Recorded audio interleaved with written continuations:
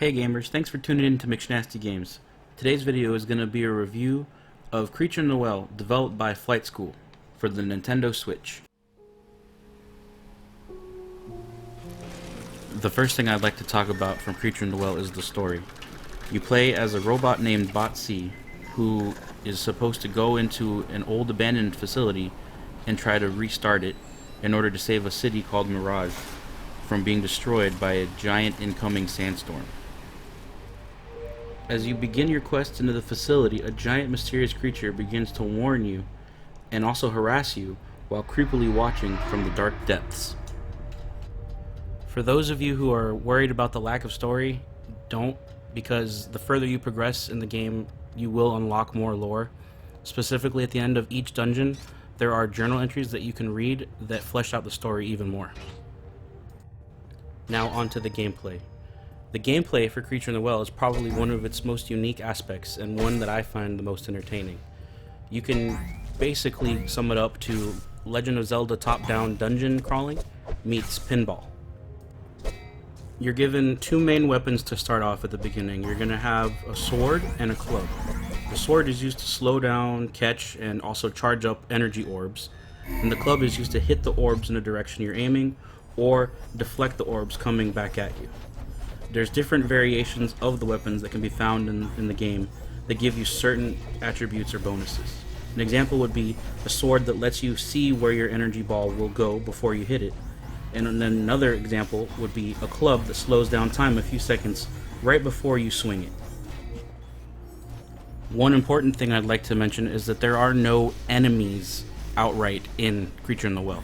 You're not going to be fighting little monsters or anything while you're exploring these dungeons. You're going to be solving puzzles. Every room is a puzzle. When you solve a puzzle, you get energy, which you use to unlock the door to the next room or the next puzzle. Your energy is like a currency that you use to spend to go to the next area. One thing I'd like to clarify, however, that I just said was that there are no enemies. There is, and it is the Creature in the Well. You'll be fighting the Creature in the Well at the end of every dungeon in a unique boss fight / puzzle. These encounters will happen at the end of every dungeon, right before you go to the end room, which is where you can access all of the data logs that flesh out the story. So in summary, the combat is fast-paced, and you will need some quick reflexes in the harder levels and further into the game you get, but it is well worth trying and learning the systems, because the gameplay overall is fun and very addictive.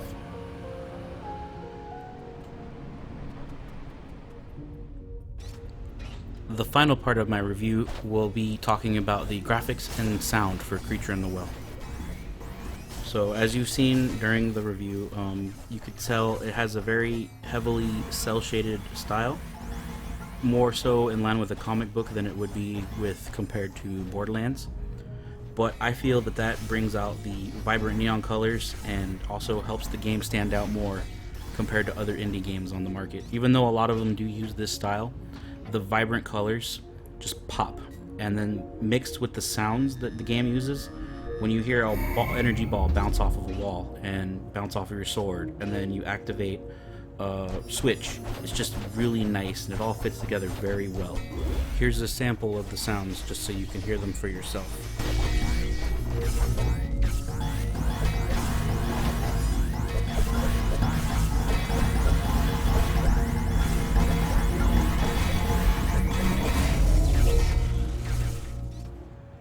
Another thing I'd like to mention is that I am playing this version on Nintendo Switch, one of the day one consoles, and it is running beautifully. I've seen no noticeable frame rate loss in console docked mode or in handheld mode.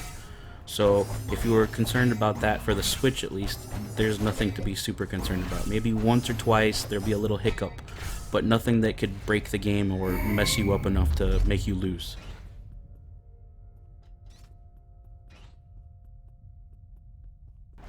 And here's the part everyone was waiting for. So I'm going to start off saying I haven't done a review for a game in years. I believe the last time I did one was in 2014.